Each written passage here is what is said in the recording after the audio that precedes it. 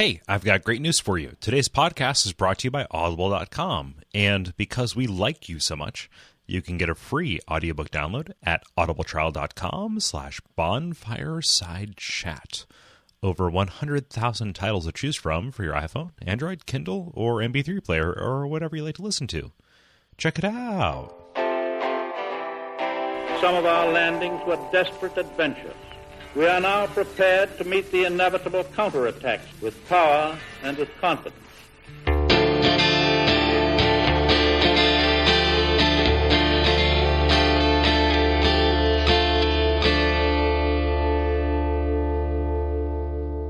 My name is Gary Butterfield. My name is Kole Ross. And my name is CJ. And you're listening to Bonfireside Chat. It is an undead favorite. And this week we are talking about World 2.2 and 2.3 of Demon Souls, wrapping up the Stonefang Tunnel. And as you heard, we are joined by CJ of the Twin Humanities podcast. Hey, CJ. Hello. Hey. It's almost like a crossing of the streams in Ghostbusters, that people fear that that if two podcasts on the Souls games got together, that it could end the world, but we may well end up saving it. I invited you because I have a marshmallow man of some kind that I need to kill, and this is the only way I can think of it. So I knew there was an underlying reason. God. I've got some dogs and cats who aren't getting along, so... Yeah. That's a deep cut, Cole. That's like a real specific line to a real reference to a very specific line of that movie. Of that particular sequence that we're talking about? Yeah. Okay. Yeah, that's very specific. I figured everybody knew that, but... No, maybe not. Maybe. Yeah, so CJ, talk a little bit about your show, and talk a little bit about who you are. Well, the show that we do, the Twin Humanities, was mainly my friend Paddy and I. And Paddy was new to the Souls games, whereas I was a bit of an enthusiast. And we just started podcasting. The contrast between him coming to the games fresh and everything seeming new and perhaps confusing, and the little victories that he'd had, and compared to my time going through the game and then trying different builds and just talking about the story and contrasting back and forth between that early rush of the game, which, my own version of that was still my favourite playthrough because I hadn't got a clue what I was doing. With, the larger scale and talking about the lore and all the fun stuff that gets under the fingernails the more and more you play it. So yeah, we started doing those and just for fun, and then it sort of it took off from there a little bit. So. Yeah, it's mainly just a fun thing and a chat. But every now and again, when someone comes through and says they've enjoyed it, it's a really big smile. So yeah. Sure. You can find. Go ahead. I was just going to say I like the name of our show, but I admit that when I saw the name of your show, I got a little jealous because that's such a good name for a Souls podcast. Yeah, it is. Oh, bless you. It's super good. Mm-hmm. Well, I found your show through there's a place called Cane and Rinse, which. Where 4 or 5 people get together and they pull a game apart from start to finish, and they go through various games. And they did a Dark Souls one, and one of the guys on there mentioned Bonfireside Chat, so I tuned in from there and have been hooked ever since. I'm always really impressed at how you manage the lore and the detailing that's there. But furthermore, when you can have a few giggles in there as well and make it entertaining, you got me. So yeah, it's a real honor to be on. Thank you. Yeah, thank you. We're very happy to have you. Yeah, we really dig the show. If you want to find that is twinhumanities.tumblr.com. Thank you. Yeah, absolutely. So previously we vanquished the crazy robotic spider, and now we are venturing further into Stonefang Tunnel. Although we can no longer see the sun, the molten core of the world lights our way. There are also bugs that light our way. So talking about 2.2, which is where this area really opens up. Mm-hmm. 2.2. The just kind of in generalities, this is one of the, I feel like in the Souls games, one of the most natural feeling areas. Like the kind of cave system feels less designed and more like something that would exist. It feels like nature. It's been dug, doesn't it? It feels like those miners are actually there. Yeah. In a way that doesn't feel like game design to me. And part of me, I'm basing that on how many times I've gotten lost down there. Like, just I'm literally lost. I don't know where to go to find things. But it's really kind of an impressive level for that. I know in one of the previous show where you were talking about religions in the game, you were talking about sort of 4-1 in particular, but I was wondering if, because you've got the armor spider there, and then further down you've got the dragon god, as to whether the miners are actually digging outwards, not just for ore, but as to whether they're trying to broaden that whole area out. There's dialogue in this that we will run to in this area that suggests that they are definitely worshiping the dragon god and confirms that. But the idea of them kind of opening it out for him is an interesting idea that I hadn't really considered. Are you saying that like they're clearing the way for him to get to the overworld, or is it just like we are building this entire mountain to be his sanctuary?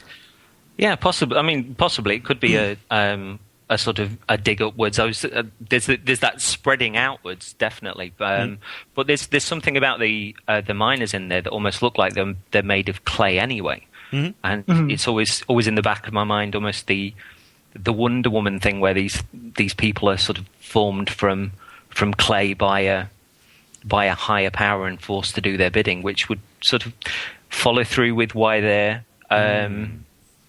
so drowsy or occasionally sort of aggressive towards you, but in a really stumbling and sleepy way. Yeah, they're kind of like they walk like they're new, almost like they're and they're haven't gotten used to walking yet, or just have spent so little time doing it. Or something that's being birthed is managing a hive mind that's perhaps a little too large for its own state of mind currently. Or perhaps they're just they're doing a theme park. It'd be like, well, Lordran's getting that roller coaster. What should we get? Well, I've been thinking about this, Brian, and I've had many biscuits and a few cups of coffee, and I was thinking, perhaps a dragon god? Really? Can we afford that after the armor spider? Oh, let's push the boat out. Yeah, I would go on any roller coaster called the Dragon God. And the last time I went on something like resembling a roller coaster, like I vomited multiple times. Like I'm not a young man as far as motion thrills anymore. However, any experience that's called Dragon God, I feel like I'll probably do it. I can't really turn down a Dragon God. That just sounds so awesome. You feel like you'd be a better person on the other side of that. Yeah, cleaner on the inside and out. Yeah, like imagine how the roller coaster would go. You'd sort of do a few loops and then maybe and then hit a barrier. You had to smash open. Yeah, you hit a barrier. Would fire. And then at the end, your photograph will be taken as you slapped the top of its face. Yeah, it's little Guy Fieri chin beard that it has. But that is the Dragon God was fantastic. Yeah, 5 stars. Yeah, Dragon God lava poppers. Like ride again. That is further down the way. Yeah. We start off though in like a kind of like an ore sorting room, and this is it's scale miner town. In a big bad way, and there's kind of a really important choice here because this level puts the shortcut right on Front Street. Yeah, which is kind of crazy. Like the almost all of this level is optional. Yeah, it's an expertly disguised shortcut too, because to all appearances, aside from like maybe 1/16 of the rim of this gigantic mine shaft, it is a bottomless pit. You're gonna die. Well, except I would think that, so the first time I was here, I went right. I didn't know about the left for a long time. And what combats that is there's often a treasure that you can see. So like you go to your left, if you can break through that initial set of mining equipment that guards it, you start seeing treasures on these ledges. And there are a couple, like landings you'll come to there where you can't see one, but most of the time you can, which just kind of suggests like, oh, I can continue to go deeper here. And I had no idea about 70-80% of this level the first time I played through it because I just went right. Really? Went right. Thought that they're smashed through a thing because they placed the treasures there as like little you can go here markers, and that's the most they do to underline it. But it was enough to get me down there. And to the left, there was an exploding minecart. So I thought maybe that was closed off and they were just going to be continually exploding minecarts. Yeah. So I suppose I just prefer terra firma to to what ends up even when I know the path to the right, like when I know, okay, I need to drop here, I need to look for this, I need to turn my gamma all the way up, things like that. It still ends up being a little trial and error-y for me. yeah. If I'm presented with a few options like that, there's part of me that doesn't make a decision straight away. It's like I'll go a little bit down there and I'll see what's there, and then I'll check the other side. And it's like a friend of mine used to do with Silent Hill. If they were confronted with a load of doors and a load of corridors, they'd check all the doors and then go back and see what was there. And I think it's some people have mentioned that they've had a form of decision paralysis with the Souls games because it's not possibly because they're used to other games leading them by the hand or putting out a marker or some sort of laser line on the floor to pull them along. But I like that feeling of being so lost. And the further you get into the level as well, because you can't save all the time, there's this real tentative nature to your steps because you're committed. Souls does that so wonderfully. Hold a shield up that's the size of a door and then just take every step carefully, and holding your breath and having the sound up high on the TV just to listen for every little nuance that might throw you a bone. Yeah, I love that comparison between Souls games and survival horror because both of them, at least in your initial approach to them, are just marked by this constant, consistent low level, but then ebbing into high levels of anxiety. About every step could bring you further and further into some kind of intractable situation. And similar to survival horror games, a Souls game over the course of your lifespan with it transforms and becomes something entirely different because as we say multiple times throughout this series, knowledge transforms space, right? Yeah. Yeah. I think there are still things that can continually get under your skin though. Oh yeah. Oh yeah. Yeah, but it does make a big difference. That survival horror thing's great because it's all about tentative probing. You're just to push a little bit further into the darkness every time. So yeah, that's a really apt comparison. And it is about sound, and you've mentioned on previous podcasts about the arena that you're in. And a lot of games which try to mix action with horror now will cut into a couple of minute sequence where they're showing you a big 360-degree revelation and the big reveal of the monster. It's like, no, just throw it at me, or give me sounds for a few minutes before where I'm absolutely cacking it as I'm taking it step by step by step. That's the fun part. It's the stuff that you can't see, and then it's on you.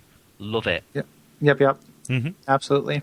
But so, going right, you kind of do the critical path. Let's pretend we didn't, because mostly you get minors that way, like tons and tons of minors who can quickly overwhelm you. It's probably the trickiest minor encounter in these levels is if you aggro a few too many of these guys. But going left is kind of the long, proper way to see more of the level. Yeah. And you eventually get to this elevator. Yeah. You've got a fat official there, and you can extend beyond that and go into kind of what's going to be with a large portion of the area. This huge kind of chasm in the depths of the earth. You can it's lit by lava down below, and you're stuck around the side of the the side of the cliff. There's some ore, and you're introduced to these rock worms. Gary, on a previous episode, you kind of alluded to seeing these bugs in all stages of their life form. Yeah. Do you think that these are all the same species? Because I see the worms as distinct. The worms are different than the bear bugs. Okay. I think is what they're called. The ones that fly and the ones that actually live in the lava and live in the tunnels. Yeah. I think are different than these worms. But you do see these worms in another stage of their life in that you see their kind of desiccated husks. Oh yeah, I love like those like cicadas. Yeah. I'm way into that. So this area, like the fact that you're seeing these life forms in different stages of their life, like gives us impression of like a stagnant, kind of like these things are living and dying here. Like it is all one place. Like they do not leave. This is a set environment, which is true. Like the skeletons from the Shrine of Storms don't go hang out in the Tower of Latria for a drink or anything, but you don't get to see them. You don't see like an ecology. Like it's like a dungeon ecology is really solid. It's like an old D&D like thing. Do you think the husks of the worms could be one where the eggs of the bear bugs sort of hatch from, because you know the closeness to the larva. Because you don't get those bear bugs in the early part of the level, or even sort of it's when you're confronted with the worms that suddenly the bear bugs are there. So I'm wondering if sort of just putting two and two together means that they either hatch out of them or eat their way out of that skin. Or I know we don't see it, but like some kind of symbiosis. Yeah, maybe. I always assumed that the flying bear bugs were like this, the smallest one, but actually how they were born, I don't know. Yeah. Yeah. This is the word ecology is actually really, really important here, because if you look at the other areas, the only thing that really approaches that is the Valley of Defilement, where you have all the various other kind of bug enemies. But I see those as being like products of the pollution and not like these natural things that are just a consequence of this environment. Yeah, perhaps sort of the I agree the smaller ones are probably the babies that have hatched, but perhaps as they grow older they lose their wings and then they become sort of the birthing creatures, because near those near the first worms that you see in the first husks, you've got the massive one that's near patches. Yeah. Which I love that encounter too. If you go left, and that's in that kind of big chasm we're talking about.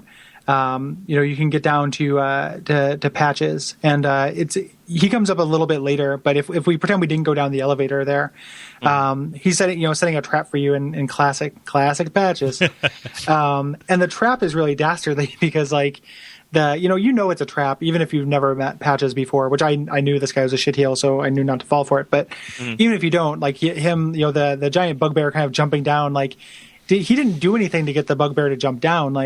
Are they in cahoots? Did they plan this? How did that happen?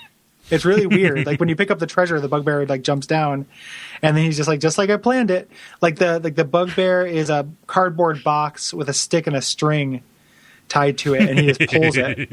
This is there's a version of this in my head now, which is almost like the old 70s comedy BJ and the Bear, but it's like my name is Patches and this is my best friend Bugbear, and there's just like a man driving a truck with a big lava bug by the side of him. Yeah, take that, monkeys everywhere. Oh my! I want maybe that Patches shirt. is the larval form of these things, and that's how he knew. He birthed them all. He's like some kind of brood. Brood I'm mother. a jolly good brood mother, am I? Hey, jolly do you know what bear bugs like more than the husks of sort of snaky ground worms? What's that? They like a lying cockney. Yeah. Come with me, I'll sort you out. Lots of treasure, lovely. Hey, are you a cleric? If so, and that's lava coming out. Would you bless me, baby? Or is he just asking that to every child he gives birth to? Are you a cleric or something? Do you think Right. he is the sort of the moans of the bear bug in the same way sort of Han Solo does with Chewbacca? Just be like, oh no, mate, I've got some chicken in at home, and I've got some new books, and oh yeah, we've got all those rings the other day. No, you can't have any. Where are you going to put rings? I'll sell them. To somebody. Bus doesn't leave till 20 till. Yeah. Go find Scurver and sell him. It's a single line economy. After this, the survival horror nature of the level will be reduced to a gigglicious version of Theme Park and mutated 70s buddy TV shows. I was gonna say, if you ever feel scared of 2-2, imagine Patches giving birth to these bugbear eggs. But then I realized that's scarier than anything that actually is in 2-2. If you're ever scared of dying, just think. Yeah. When he drops this bugbear on you too, it's the first time you've encountered one of these big ones, and you can get out of it if he actually manages to trap you. But if you try to kill it, these things are such pains in the ass to kill, and this one can't hurt you. Because it can't turn around. You can take advantage of these things' mobility so much. So you just have to stab it forever. And then it blows up and hurts both of you. And I guess on higher new games, it will actually kill Patches. What? So, yeah. Yep. So he didn't think that it is through. the equivalent of slapping it with a spatula, isn't it? Because it Yeah. just takes forever to do. I haven't found good weapon. anything that does damage to these things. Oh, you're Like- doing damage. You're just not doing very much. Well, yeah, I suppose. I mean, but like even patience. patience does damage. Yeah. I think So it's to one us of all. those things as well, where if you got magic, you've got the ring that regenerates the magic. You use it all up and then go away and make a sandwich, Yeah. and then sort of come back and like shing, shing, shing, shing for about 2 minutes. You're like, yeah, I'll make a drink as well. I'll go back for those chocolate biscuits. There's been a few times in Souls games where I've done that. I can tell you that much. It's been a while since I called Mom. Yeah, nothing does good. Like I'll go with endgame weapons, and it's still, tons of hits on these guys. They just have so many hit points. Yeah. And they're ridiculous. But I always killed them because when I was exploring, like I wanted to get through these tunnels, and I wanted to, when you find them there, I wanted to see what was under them. Like I always want to have free reign of an area in a video game. Yeah. So it's the same. When I play a Deus Ex, I want to knock out or kill everyone there just so I can explore it. So that I definitely try to do that with these guys. But then they have the fact that they explode, which has to be related to. So what are they? They're mining ore here, but the mine carts come out with those kind of glowing balls of swamp gas. Like the will-o'-the-wisp kind of things? Yeah, that blow up the same way the bugbears do. Yeah. So there's some kind of connection there, but I haven't figured it out. Yeah, perhaps the bugbears are then sort of harvested, and that's what's at the centre. Yeah, it's like their soul. They're removing, for some nefarious purpose that, there's nothing to suggest what it is. It's like their soul, and then when they explode, it spreads these little spores that spontaneously bud more of them. Ooh. Yeah. Yeah. Well, perhaps those spores when they embed in the rock themselves form the worms, the hard stones as well.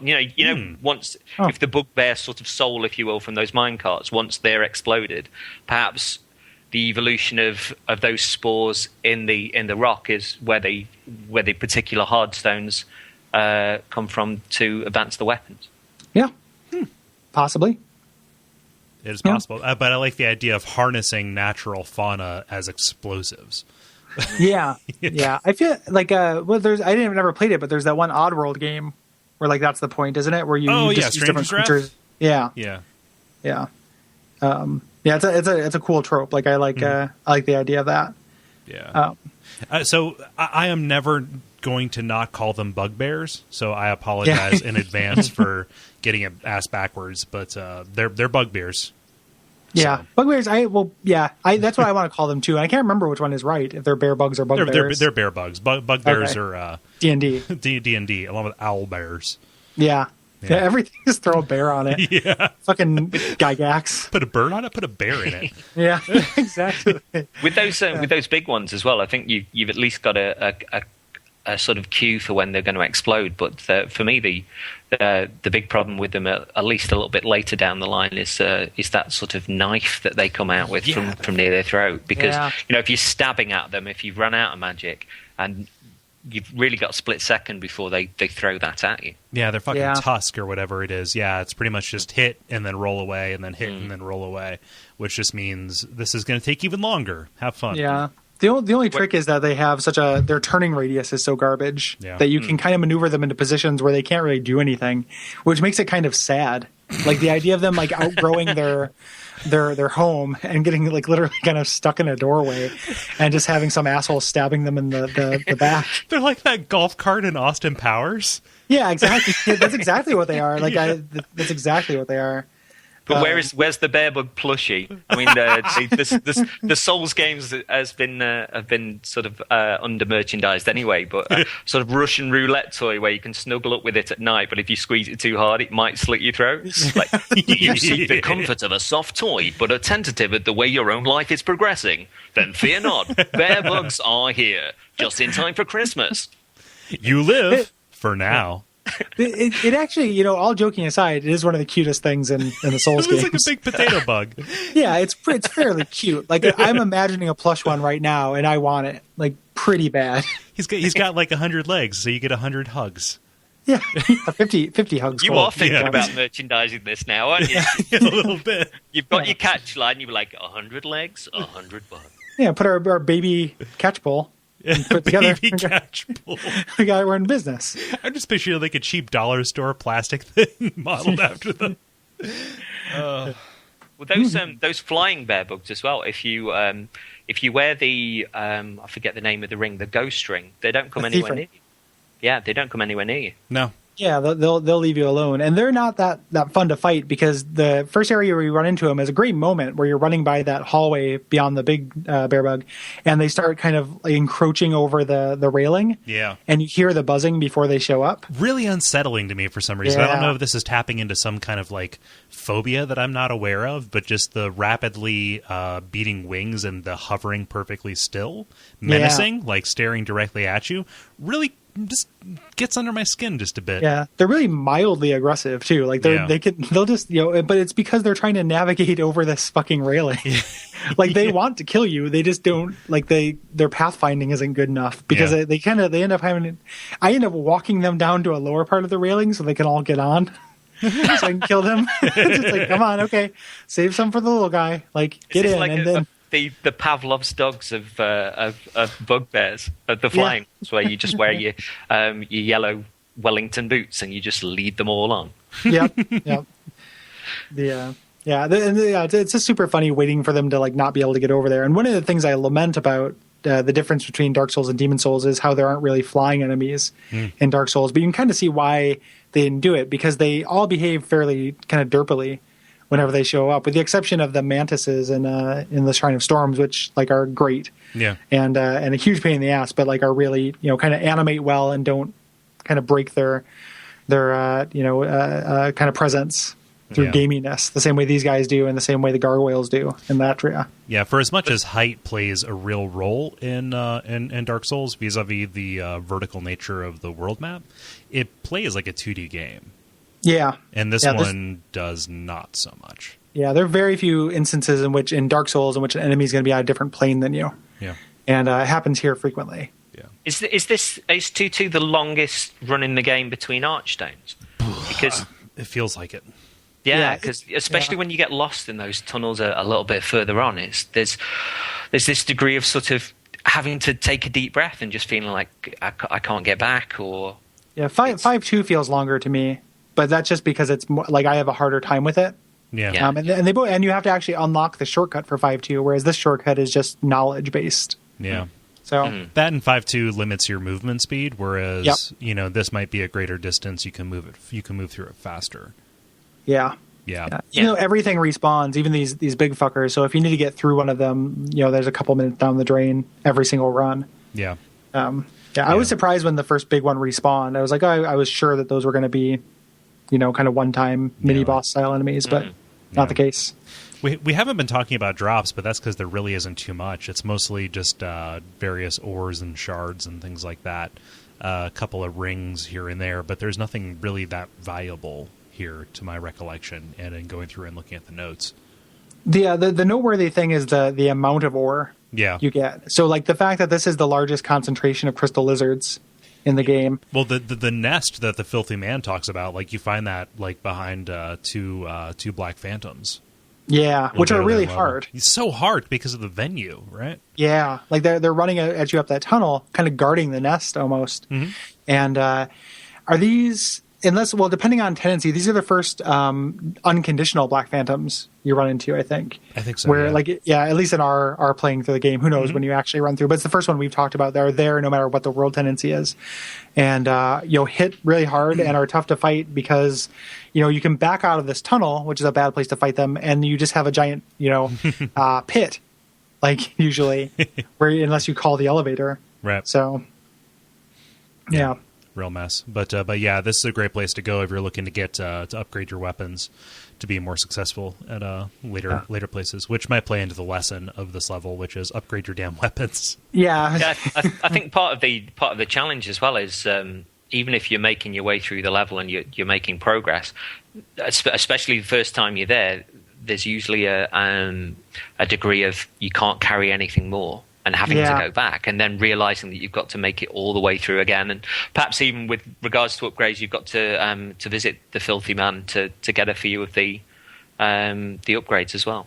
Yeah, Yeah, and also when you get to that nest, it's like it's an embarrassment of riches. Like it's a real, McTeague, situation where if you can't get everything, and if you manage to get everything, you're kind of chained to it and can't move. Like you can't take everything with you from down there. Can you drop that reference again for me? Oh, McTeague? Did you ever have to read that in high school? No. It's like a naturalist novel. It's pretty much shit, but it's just like here's some light touch irony. Is the main character of McTeague like lust after gold and steam beer kind of the whole way, and if I recall correctly, the end of the book is him handcuffed to a giant golden tooth in the desert. Like, if I remember correctly. When was this book written, and how easily available was LSD? Yeah, it was in the early in like 1920 or something like that. Blind. But yeah, it's not surreal the way he gets there. He just lusts after this thing because it's money, goes and gets it, but then has to choose between his money and his life. That's it. But the difference between me just saying that and McTeague is like 300 fucking pages, and my high school wrath of like having to read fucking McTeague. Okay. Whenever I bring up McTeague, no one else says that they've read it, which makes me feel swindled as shit. Because it was like people were assuring me like, oh, this is an important work. Like, you should be reading this the same way you should be reading 1984 and The Catcher in the Rye and Great Expectations. Yeah. Nope. No, it's not a cultural reference at all. I'm sorry for feeding back into your quite frankly persecution complex. I had to read Flowers for Algernon of that city. That's good. I know, Flowers right? for Algernon is good. And I know what you mean. The best book we read at school was it was called A Rag, a Bone, and a Hank of Hair, and it was about this future society that wanted to know how people lived in the war, and so they took a rag, a bone, and a hank of hair from these corpses that had died in World War II. They told them that the Germans had invaded and they weren't to leave their house. And they basically monitored them from afar to see how these people interacted, because society had gone so far away from that. And, this was way before sort of reality TV and that kind of stuff. Yeah. And it was about sort of how these people eventually broke out of the house, how curiosity had gotten the better of them, and the world that they found as they got beyond it. It was an amazing book. One of those where I was drawing pictures of this dome that the house was contained in, and wrote loads and loads of stuff. But I don't even know if it's even available or still on the curriculum now. But it was a phenomenal read. Really, really imaginative. That sounds that super awesome. Sounds neat. Yeah, I wish I had read that instead. Yeah, it sounds great. So who is like McTeague? Oh, you're like McTeague. When if you manage to kill enough of these crystal lizards and not have the weight to bring the stuff back, it's also you're not equipped at this point in the game to kill all the crystal lizards. No, like the spells that will do it, you get from the enemy of or the soul from 2-3. Mm-hmm. So there are 2 spells that will do this, but you're also limited if you're doing like an upgrade path that has anything to do with magic. You won't get those upgrades here. Right. You only get the kind of sharp, hard, clear, gray, those things. So it's of limited use. Like the first time I agonized over, I'm like, oh, I better not look at those crystal lizards because they're going to run away and it's going to cost me a time. I should come back here with Firestorm. But then I realized like I'm never going to use all this stuff anyway. Like there's enough in the game. But yeah, the first time you run into it, it's frustrating. Yeah. But it's good because like most weapons, you have to get up to a certain level before you can transcend them to a different thing. That's true. Right? Yeah. So I think the upgrade path is much more obtuse in Demon Souls than Dark Souls. Oh, yeah. by an order of magnitude. Yeah. Yeah. Yep. I mean, there's so much stuff like, Sucker Stone. I have no idea what that even does or what it upgrades. Or it's one thing about sort of having a game that's challenging and stuff. But there's I don't know, they could have clued up a little bit more with regards to that because I hadn't got a clue. Yeah, I think I said it before, but in case just have not, like I'm happy with the number of upgrades. I just wish they were all equally viable. From a gameplay standpoint and from a upgrading them standpoint. Yeah. Because like Sucker Stone, I think is bleed, and that's cool. Like the idea that like, oh, I want to have a weapon with like really insane bleed. Because bleed works on almost everything in this game, as opposed to Dark Souls, and is a cool idea. You could build it, do a build about it. But if you wanted to do that, you'd have to spend so much fucking time on phosphorescent slugs, just to make it work, and that does not sound fun to me. No. I would have liked this nest as being like a real cornucopia of different kinds of upgrade materials. That would have been. And you don't think that would have taken away some of the joy of the hunt in other places? I don't. There's not very much joy in the hunt for. Like, have you spent any time in Demon Souls, like trying to get a specific upgrade? Yeah, like trying to make crescent weapons and stuff. And I just like anytime you put joyful. One of these like really kind of like exploitable places in, it becomes nonsensical to go anywhere else. And so I could see it becoming a thing that just like you're going to have to spend hours and hours in 2-2 hunting this particular nest of geckos in order to get whatever, as opposed to enforcing some kind of variety to it. It's limited the number of times you can do it, I suppose, and it's hidden and well guarded. I think for me, with regards to sort of weapon upgrades and stuff, the weapon that I went through my first playthrough with, well into New Game Plus, was the Dragon Longsword that's available sort of a little bit further on. Great weapon, absolutely fantastic weapon. Useless here though. Yeah. But sort of taking that back to somewhere like 4-1. You're like, yeah, burn you metal bastards. No, it's like it's a beautiful thing. But I went through the majority of the game with that. But I just wish there were a few more sort of weapon drops, which were, I don't know, a little bit of a fast forward for people to start pushing them onwards rather than trying to run the gamut of what does what with what upgrade. Yeah. And I don't have no problem with like that kind of thing, because all of the initial, so the 3 weapons that popped in my mind that are those fast forward weapons are all really well hidden and guarded. So like the Dragon Longsword, the Blessed Mace, and the Enchanted Rapier are all pretty tough to find, and also behind some meat walls. So putting that stuff there and making you work for it, is kind of like rewarding you for knowing the game. I'm pretty into. Even though I guess like if having this crystal lizard nest, if they gave all kinds of ores, it would interfere with a kind of lore ecology thing. Is that the crystal lizards are influenced by their environment? Yeah. So like whatever they're eating, whatever their diet is, causes ones in the in Latria to have magical ore. Yeah. Like I'm into that. It becomes frustrating to try to grind for sharp, or blade stones. I think is the notoriously hard to get one. But even when I was doing my there are other ones where I've had a really hard time getting enough chunks for things. So yeah.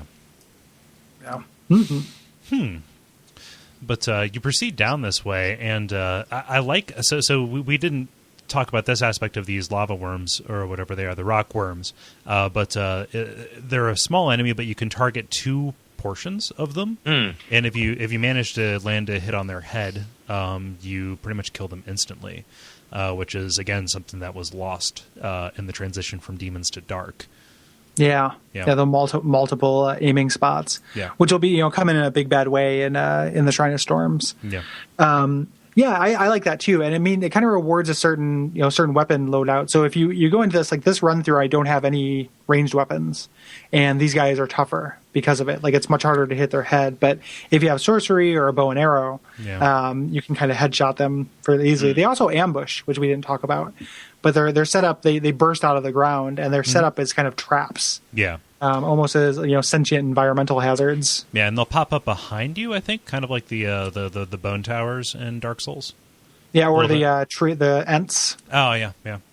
I hadn't really thought about the ambush before, but do you think that's one of the reasons why the husks are left in the places that they are, to maybe sort of shepherd people into certain areas and then ambush when they're in the middle of them? It's kind of like how wait a minute. It's kind of like how the Viet Cong hid their IEDs in Coke cans. Yeah, because they knew people would. They knew that American troops would try and kick them. Yeah, so. It's been a while since we've compared the Souls games to the Vietnam War. So we're doing a good job on pulling this level apart at the seams and then dressing it up in the fanciest clothes. A little bit. That one was for you, Gary. At the end of this level, this 2-2 might as well be talking to Starsky and Hutch the way that we've left it. Hey, they call me 2-2. Gary, I assure you, I do actually think the Vietnamese people are humans. No, I know. Okay. That's dark. You don't think that they're rockworms? Okay. Like I know. Okay. Yeah, but the tactics could be similar. Bonfiresidechat.text. Quick, nobody do that. Please, no. I don't want there to be some kind of Twitter feed that just once a day tweets something asinine that we say. Yeah. Yikes. Let's talk about tunnels. Yeah, the tunnels. Terrifying as fuck. This is one of the scariest areas in all the games for me. Yeah, really disorienting. And like, what I wasn't kidding when I've gotten lost there many times. Yeah. Like, not, because they're not simple by any means. Like I've looked up maps online of these things, and they are worthless. Like, it is, even the maps are too confusing to use. We've got the tunnels, and then sometimes what looks like a stretch of tunnel drops into another tunnel that's further down. Yeah. Then Or a pit of exploding lights. Then you come back around again, almost in a full circle, and you're like, I can't actually get back up there now. I think I've been here. And you kind of wish you were in Minecraft and like, okay, I put the torches on the right-hand side of the wall, so I know which way I've come. It would be You're going to dig your way back up there, a little set of steps. Like, I'll show you. It'd be a real good place for like the Augite of Guidance thing. The Prism Stones or whatever? Yeah, I think they're Augites of Guidance in Demon Souls, but they're Prism Stones in Dark Souls. That's what I was trying to remember which ones. But it'd be really useful to have a stash of those here and just know, kind of breadcrumb your way through it. There's surprisingly little to find there other than that dragon longsword, though. Yeah. Other than it letting out into the lava lake, which is awesome and like a great set piece. Did you? I don't see it in the. Is that what you mean by the little vein of lava? Yeah, pretty much. Like this at the bottom of the chasm, right? I've never really looked up, or it does like the lighting is weird. Yeah. Yeah. This is really cool. Like, this is really guarded, and there are tons of dragon stones here. Yeah. But you have to have insane fire resist, and they may have patched this out, but I remember reading about, I haven't got a chance to try it, but a 100% fire resistant shield you can walk on lava if you hold your shield out. All right. Really? And this is where the pure dragon stone is, and a bunch of chunks down in this lava lake, which is really the only reason to go here. Like, it's Bearbug City, and it's also lava. Yeah. So those two things. Given what we were talking about with regards to sort of the explosive souls, if you will, of the bear bugs, do you think because the majority of them are down on the lava, that this is the incubation? Oh yeah, yeah, because there's a couple like large ones that could act as a mother, and then there are the larva or the flying ones down here. You don't find any of the middle stage ones. Yeah, down here. It's a creche of lava. Bear bug kindergarten. Go play in the lava, but I wanted a sand pit. Yeah. There are like various shapes and stuff on the bottom of the lava lake, for nap time and such. Yeah. I slept on the green triangle. But I love the idea of the shield protecting you from walking in lava. Like you're surfing on it. That's like wearing a hat to stop you from drowning. Yeah, that's exactly what it's like. Yeah. Which, we're not scientists here. No, I mean, nobody knows how water works. Yeah, nobody knows how water works. We need some kind of hydro technician. But just finding this area, like having such a huge optional, like cool looking area was a real nice like Souls moment for me. Yeah. Like the game does not funnel me here by any means. It actively tries to keep me away from here, and there's not a huge reward. It's just a cool area, looks neat, and there's, a decent reward and cool enemies, and then you have to find your way back out, which is really hard. Mm-hmm. And then the punchline is, well, doesn't it look nice? Go back into a tunnel. Yeah, exactly. Well, this look nice, but I can't stay here forever due to lava. Yeah. Now I have to go two back. options, doesn't it, for the tunnels to go through? There's a false one first, and then there's a one a bit further on which will take you through to Flame Lick, or at least lead you a little bit closer to them. Yeah. Mm-hmm. Yep. So eventually, I after having to daedalus my way out of these tunnels, right hand on the wall several times. I just memorized it's left, right, left is how you get to the end. Because you didn't use the shortcut. You didn't end up using. Oh, interesting. Nope. Yeah. Nope. I mean, like now, if I'm making a run on this level, I use the shortcut. But when I was using the tunnels frequently, it was just like, yep, right, left, right, left. Cool. You're good. Yep. The tunnels, and so when eventually they open up into this kind of like temple area, this like ruined temple. Yeah. Which is really, really neat. Ruined or unfinished? Well, I don't know. It looked kind of ruined. It looked ruined to me. Like there were pillars on the ground. Yeah. Which I guess you could go put a pillar somewhere and then be like, I'll put this up tomorrow, and then something interrupts it. But usually a fallen pillar, I don't think of as, I see it as having previously been up. Yeah. Not yeah. I was just trying to blow your mind. Yeah. I like the idea of that. Like everybody's just Well played, Jimi Hendrix. Yeah. And you've got you find the God hands, which you have. But one thing you don't have in the notes is that the item description says that they're owned by the legendary Big M. I forgot about that. Big M. Any relation to the other M? Yeah, I hope not. God hands, other M. You have to wait for a man to tell you they can use them. But yeah, the God hands. What the fuck are these? They seem like they should be lore significant. I don't understand. Yeah. Well, wait a minute. God Hand, was that developed by From? Oh no, that was Clover and Capcom, wasn't it? Yeah. Yep. It gets some comparisons because it's punishingly difficult and really precise, but it's not. It's not. God hands. So I haven't done like a fist run through of Demon Souls. Yeah. And but these are slow, but also cause knockdown, which normal fist weapons don't. But it gives you no more details about who Big M was. Big M is never referenced again.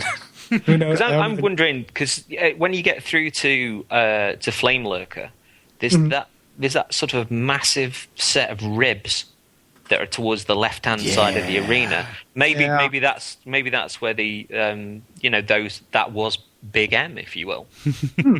It sounds like we're talking about somebody that would be in that bar in Starsky and Hutch as well.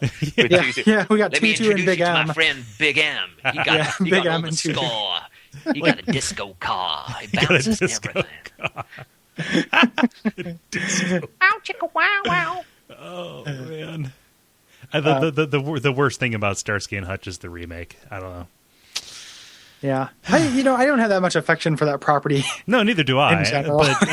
But we've established, Gary, right. I am unstuck in time, so I have actually seen and appreciated the original Starsky and Hutch. I have fond memories of sort of sitting with my granny sort of on a couch when I went up to Manchester to visit her, and we had I was staying up far too late for sort of the age that I was, and we were eating sort of jam on toast, which Jello on toast, if you will, and watching it, and I'm sure I didn't know half of what was going on, but it was just exciting to be up that late, and my granny's passed now, so it's one of those memories that still makes me smile with hot buttered toast and cop shows, and I don't know. Yeah, I like that story. But the only thing I like more than that story is the Flame Lurker. Well played, sir.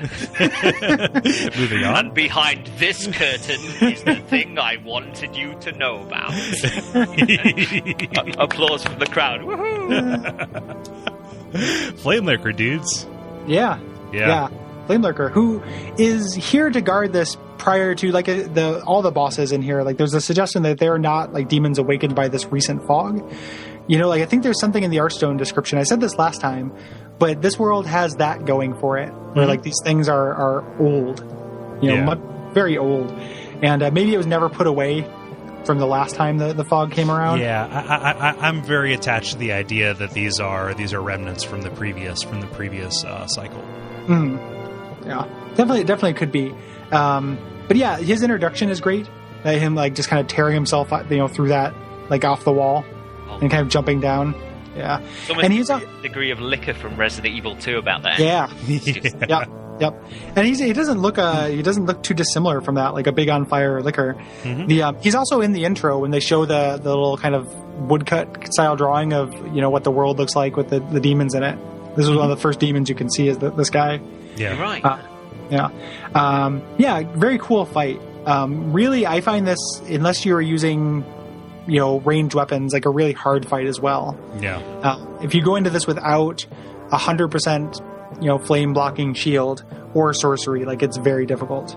Yeah, but it's very predictable as well.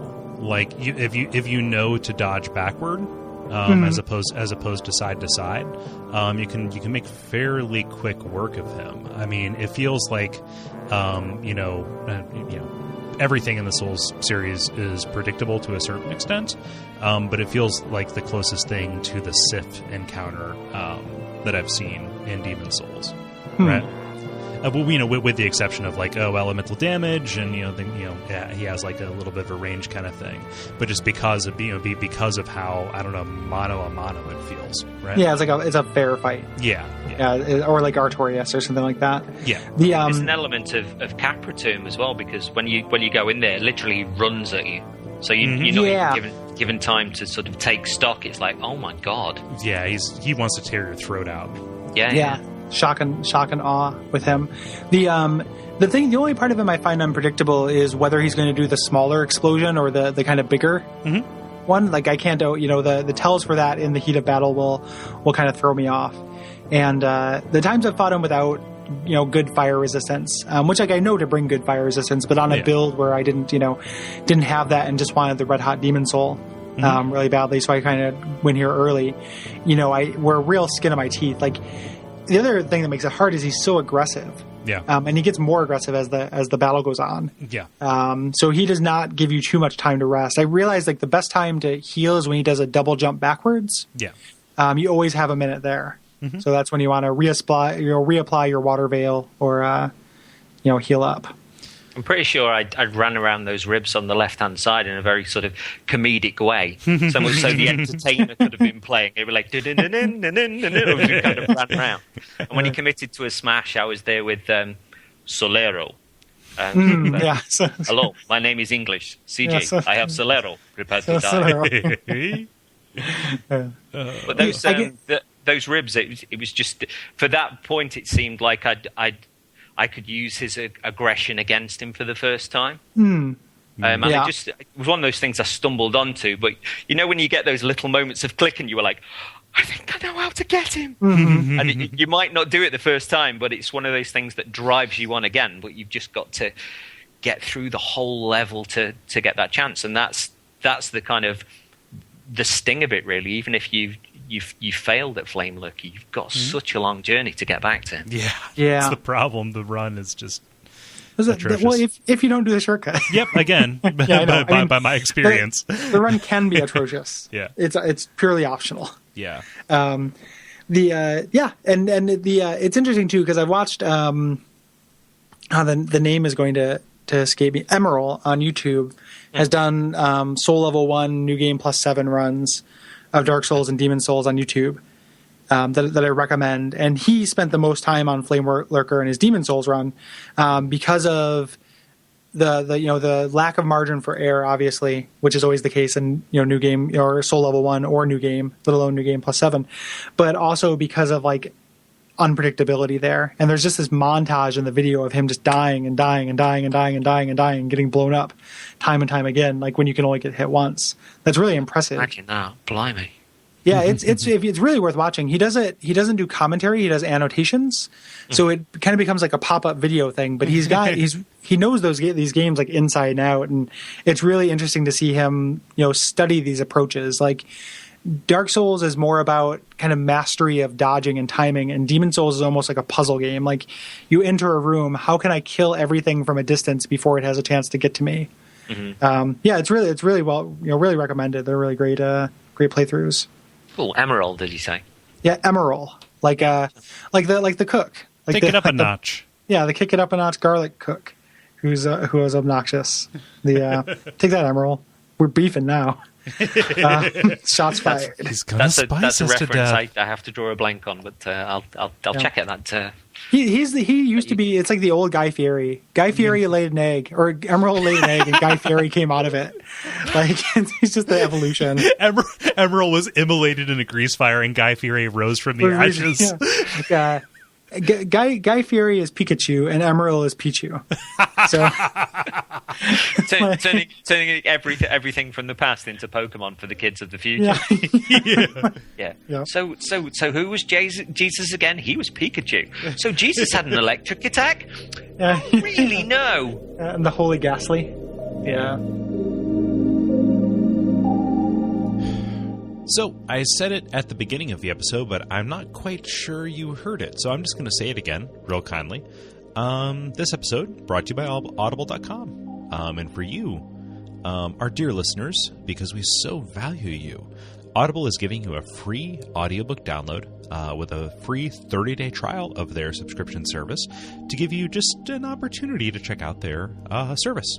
So, to download your free audiobook today, it could be pretty much anything, like no matter what. Go most bang for your buck. Go to audibletrial.com/watchoutforfireballs. Again, that is audibletrial.com/watchoutforfireballs for your free audiobook.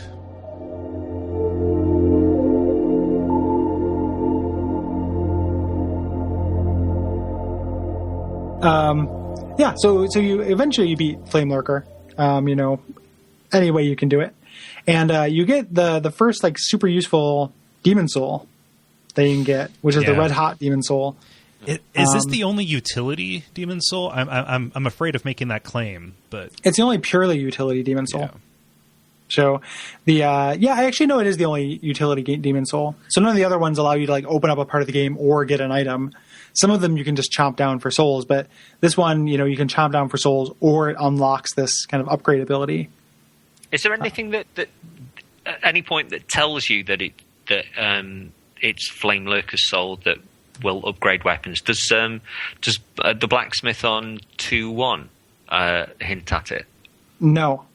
He notices it when you come and talk to him with the soul, but he doesn't say it initially. He might say something like I've seen ores that will, would shimmer your eyes. I mean, he doesn't say that. That's a Patch's line. But he might say something about there being ores out there or something like that. But I'm pretty sure he doesn't say... Even if he says you need a soul, he doesn't say you need this one.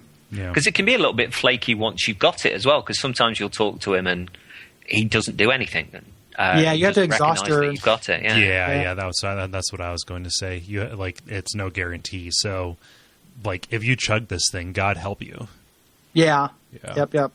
In first time through the game, don't chug souls. Yeah. I'm going to end up at the end of Dark Souls 2 with my entire boss, oeuvre of souls. That's not true. I know. your little glass menagerie.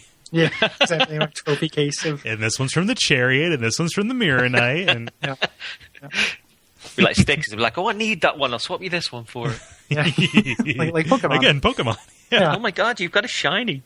There's so much Pokemon to Dark Souls. Who knew? Everything can be Dark Souls if you torture it enough. Everything could be Pokemon. Bonfireside-chat.text. Okay, #bonfireside-chat.text. Make it happen, people. Please don't use hashtags in our name. Yes. Yeah, they're annoying. So there's a couple world tendency things we'll talk about in 2.2 before we get on to 2.3.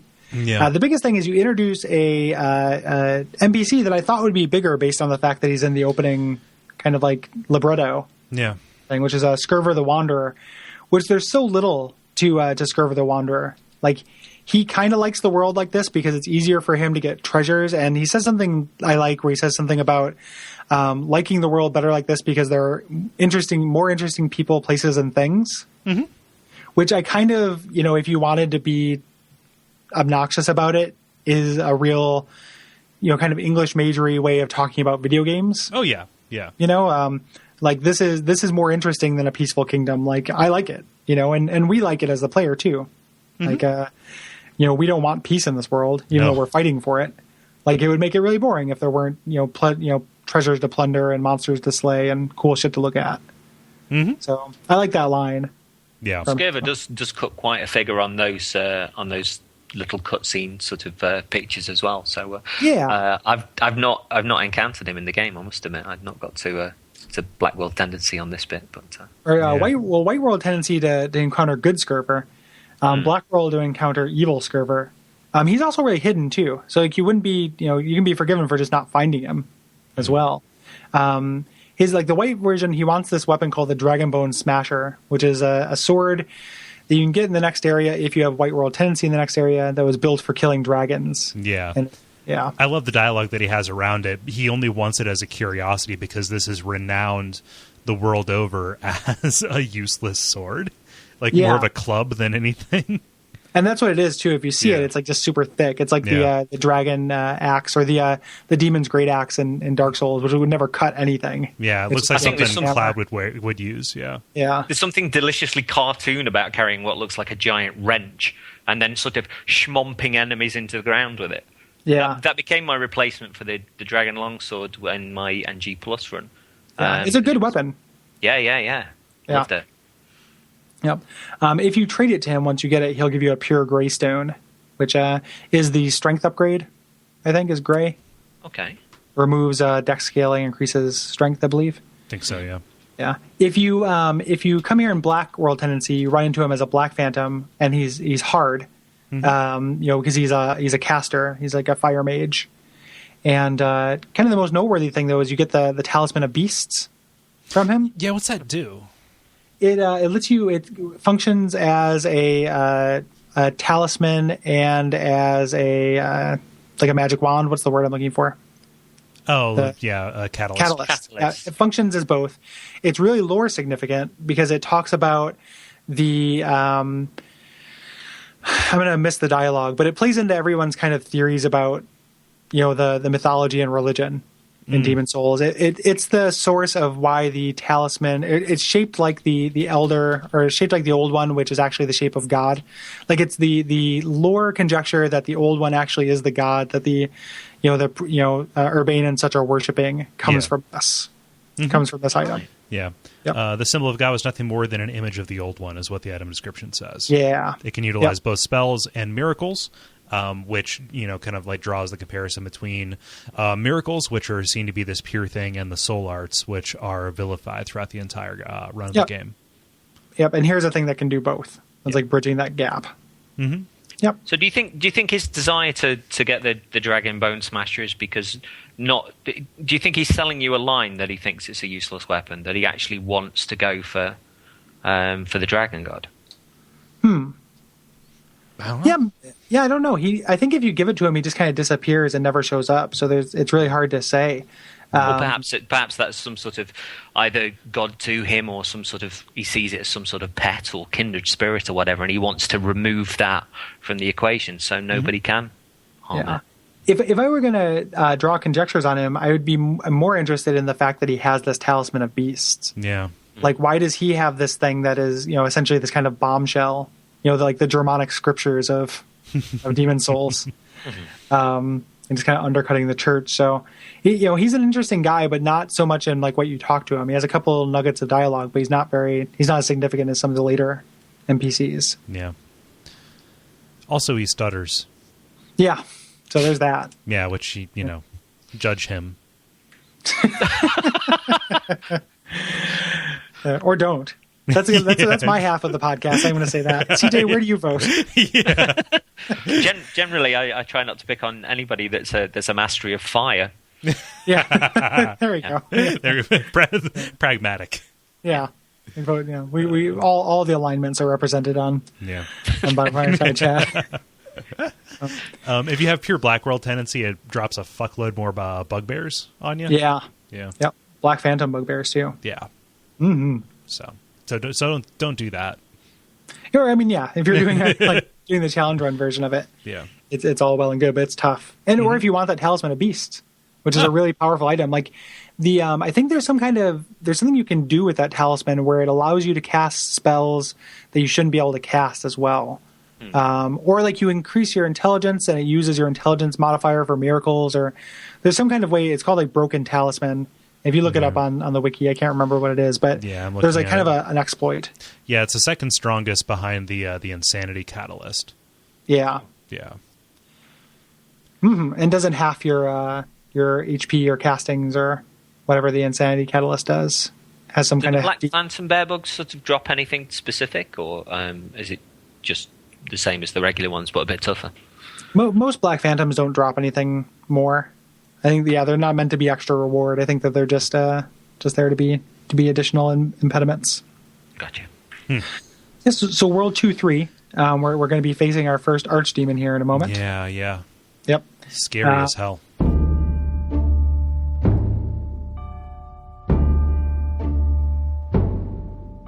Yeah.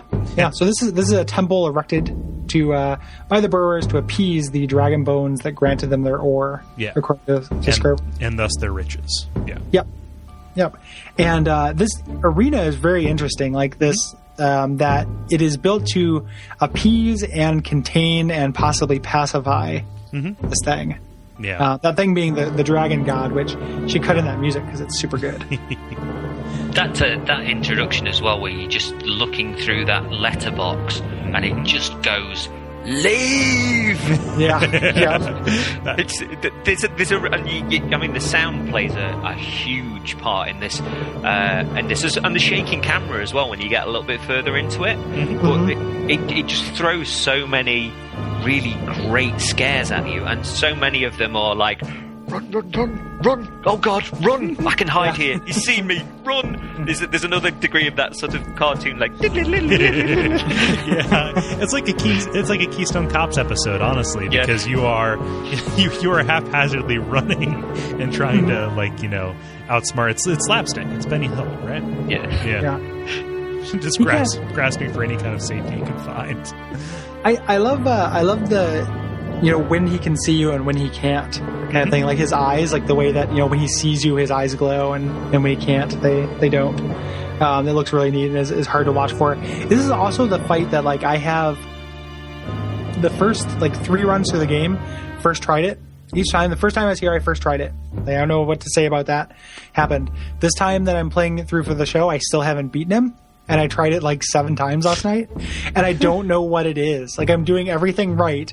And he's just smashing me, at some point when think I'm safe to break things. And then I got him down and was, I have no ranged weapons on this playthrough. So I'm going through to kill his chin beard. And he breathes fire. I jump back and fall off the cliff. And then the same thing happens again, and he's just he's getting me when I feel like he doesn't see me. He's looking the other way. I run to go smash, and he's just killing me, and I don't know what's happening. I don't know how I forgot, because it was something that just came naturally to me 1,000 times. And now it's really, really hard. Oh, the closest comparison, the closest analog is the Bed of Chaos. Now, and before I'm crucified for that, this is infinitely more fair than the Bed of Chaos is. Oh, yeah, it's more definitely. predictable, more structured, everything like that. But it's still very much in the same vein, right? And there is an element of random to it to a certain extent. Yeah. I like it. I mean, both this and the Bed of Chaos are both awesome set pieces in ancient temples that look really, visually impressive. So we did our, not quite a redemption, but I've said the things I like about the Bed of Chaos in that episode. This does it better though. The Dragon God looks more badass. There's a bigger sense of scale to this fight. Yeah. Everything about it is better. This is your first acquaintance with how Demon Souls plays with scale. You are only seeing the tip of the iceberg on this fucker. Yeah. Yeah. Yep. I think this is the thing with Bed of Chaos. You can see him sort of in widescreen. You can see you can see them from a distance. Whereas this one, so much of the fear is the shaking of the camera, the sound, what you can't see. The glimpse of the eye, the glimpse of the teeth, the roar, the hiding behind. Even running down sort of stairs and not being able to see it for a little while, and almost trying to peer left beyond the corner of the telly just to sort of look round. And there's something very childlike about that, and it's something I love about Demon Souls in particular, that there's this real almost Greek mythology of feeling like a child that's very lost, that stumbles upon a minotaur, or this. It just feels like you shouldn't be there, and nothing wants you to be there either.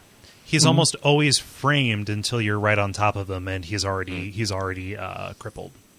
Yep. Yeah. Yep. And there, there's a little bit of that kind of, player versus guilt Maiden Estrella thing, because when he's crippled, like, it's really pathetic. Yeah. And you're really kind of mercy killing him here. Like, he can still hurt you, but if you have a ranged weapon, you have nothing to worry about. Yeah, and just him, this kind of grand beast that you've brought down, who again, totally as an interloper, to this area, it's a really pretty powerful moment that I really like. That kind of happens here. This kind of quiet moment when he's down and just kind of breathing, struggling to breathe. You've got that wonderful balance beforehand where you've got all the scares and the shaking camera and the roaring, and then you run a little bit on and you're presented with what is essentially a giant staple gun, and you're just thinking like, oh my god, who left this here? This is great, thunk, and then sort of quickly that returns to, oh god, he's still moving. Is there another one? And then soon the dragon god's trying to have another pop at you, and for that moment of brief elation, you're back to panic again, and to flick that switch twice in quick succession so well is a real mastery again, I think. Yeah. So the Burrs obviously knew that the Dragon God was dangerous. Otherwise, they would not have built these things pointed directly at it in order to kill it. Yeah. Yep. Yeah. These gigantic mystical ballistas, the bolts of which look like the spear you can make from the Moonlight Butterfly horn. They've got that kind of crisscrossing, the double helix kind of thing. Yeah. Yep. And just set up there to cripple him, and all you have to do, you just make your way through and get those things to knock him down. And that's, there's not too much. You can get the Dragonbone Smasher here, which we mentioned. You have to have that white world tendency, which if you don't have it after before you kill this guy, you probably will afterwards if you haven't been dying human a lot. And it's really heavy, so bring your Ring of Herculean strength. Yeah. Otherwise, you're going to lose it forever. Yep, you can't pick something up and put it down and leave. Not a thing. It is great in 3-2, especially the Dragonbone Smasher, for those massive creatures that sort of come in and try and have a pop at you from the off. Yeah. Yep. I like big heavy weapons in these games. Like my most fun run I've done in Demon's Souls was with the Meat Cleaver, and just fully upgraded Meat Cleaver did tons of damage, and also it's about killing guys before they can react. Yeah. Which ends up being kind of, you can kill them in one hit, but, you only get one because you're not putting a lot of points into defense or endurance or anything. So it's a lot of fun. I should try this weapon. I'm sure its stat requirement isn't actually that different than the Meat Cleaver. I think it's 30 strength. Yeah, so it's only 4 more than the Meat Cleaver. Yeah. Not too bad at all. It has worse scaling, but it has higher base damage. Yeah. So on the surface, it looks bad, but in fact, it's actually pretty decent. Right. So and that's 2-3. Yep, that is 2-3. Yeah. So one of the important things, killing this archdemon makes the fog wall go up in between 1-2 and 1-3. We won't be going there until the end of the series, end of the season.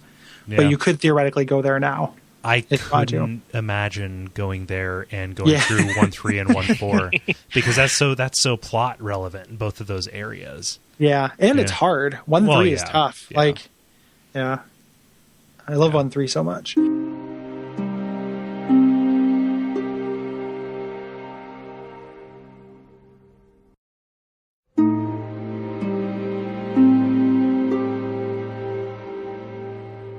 So next episode, we've gone to the lowest lows. Now we're going to the highest highs atop the terrifying Tower of Latria. And to talk about 3-1, we will be joined by Jeremy Greer. Fan favorite Jeremy Greer formerly joined us on both of our PvP episodes. Yes. Oh, I really enjoyed those. I'm rubbish at PvP, but I really enjoyed them. yeah, and he's we haven't had him on for a regular episode yet to dork out about the minutia. Jeremy? Yeah. Which episode was he on? Let me see here. Let me pull up the thing here. You know what? I'm full of shit. I thought we had him, but no, he just did the speedrun stuff. So that's going to be a real good time. And in case we've forgotten to reach out to you, Jeremy, prepare yourself. As if he's listening to the podcast, go, what? Yeah. I am. I will. Alzheimer's. You're up. Oh, man. So, admin plugs, stuff like that. Yeah. Why don't you go first, CJ? You can reach me at CoffeeJezus, CoffeeJezus, or Z, as they say in America, on Twitter, twinhumanities.tumblr.com, or if you punch in Polynaut Soulcast or Twin Humanities in YouTube, it'll bring up sort of the podcast as well, and you can get my video game critique, if that doesn't sound too poncy, on plusxp.com. Yeah, and I recommend it. It is a good podcast. Oh, it's really appreciated. Thank you. Yeah. And thank you for having me on as well. I've really enjoyed the giggles and the it's and the chat about souls as well. But it's broadened out my my appreciation of the lore of the level as well, and the ecosystem and the structure of the creatures. So that means the next time that I wander through, I'm going to be looking at it in a different way. Perhaps applying the Starsky and Hutch stuff, perhaps not. It should also be noted that it's like 6 a.m. your time. 3:43 currently, but I'm doing all right. That's 2 chocolate bars and a good cup of coffee's done wonders, I reckon. Yeah. CJ, when you think of us, I want you to think of Patches squatting down, eating an apple, and just laying a whole mess of bug eggs. And into a worm carcass. Into a worm carcass, asking each one to, like, are you a cleric or something? and people say romance isn't dead. Yeah. So when did you first realize that you'd fallen in love with a man? Well, this was the soliloquy that was given to me. There was an ocean between us at the time, but I realized I must buy that plane ticket. I must reach this man. My life was about to change. Forever. Of course, you can find me and Cole here, as well as at Duckfeed.tv, where we do a bunch of different shows. Yeah. Watch out for Fireballs, which is an old game version of this and kind of zoomed out a little bit. And Abject Suffering, which is a bad game version of this, zoomed out a whole lot. Yeah. Yeah. You can find Gary and his friend and my friend through the network, Brayton, doing a show called The Pitch, which is about innovation and solutions for modern living. Yep. It is tremendous. The first act of which is climaxing very soon. The first act. Yeah, we've been building up to something for 45 episodes, but episode 45 is really special. So the long con. Yeah, it is definitely the long con. Yeah. You can also find Gary's work on Pilot Season, which is the newest show on the network. Brayton and I contributed the first 2 episodes, and I've heard the third. It's real good. Yeah, it's just whatever. So I don't promote it on the episode itself, which is probably a questionable move. However, if you like me, give it a shot, and if you don't like it, the next episode coming will be different. Yep. If you like Cole, and you do, you should listen to The Level, which is Cole and a bunch of his college buddies talking games. They're all industry outsiders, like listening to a bunch of friends with good insight talking about games. Mm-hmm. I really recommend it. Yep. And currently on hiatus, but with a very rich backlog, is Those Damn Ross Kids, which is a comedy show with Cole's brother. Yeah, that's coming back. It's just a matter of like personal shit going wrong right now. Yeah, life gets in the way. We can take breaks. Yes, we can. So, yeah. Yeah. Just kind of like as a network wide kind of thing. If you are in the Pacific Northwest, Gary and I will be appearing live on Saturday, October the 5th at the Portland Retro Games Expo, 1:30 p.m. Local time there. We're going to be talking about Mario Kart for Watch Out for Fireballs. Yep, it'll be a live episode of the show, so talking about the history a little bit, talking about individual levels, a little bit about the series and how it's changed, just because we can't get too into the lore implications of where did the Koopa go? Yeah, exactly. Why did he become a plumber? Yeah. We can't get too far into that, but it's going to be a jolly good time. And then we are going to have a booth set up all weekend where people can come by, play Mario Kart, contribute to the episode, do time trials, say hi to us. Mm-hmm. And if you're nearby, definitely come out. It'll be really fun, and don't miss it, because I don't know when we're going to be able to do it again. Yeah. Yep. So that sounded darker than I wanted to. Like, neither of us have been diagnosed with anything. Yeah. It's just there aren't that many venues for us. Yeah. And it's expensive. Yeah. So yeah. And if you'd like to support the network, Duckfeed.tv/tipjar, and then find us on Facebook. It's facebook.com/bonfiresidechat. Absolutely. Yep. Yeah, so until next time. Oh, fuck. I forgot to come up with a randomizer. Oh, well. That's all right. Until next time, try sticky white stuff. So the world might be mended. Umbasa. Umbasa. Umbasa.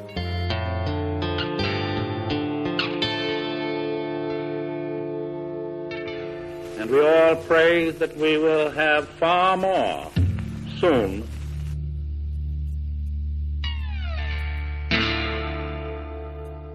Time is getting away from me, Gary. It's okay. Keeps on slipping. Yeah. All right.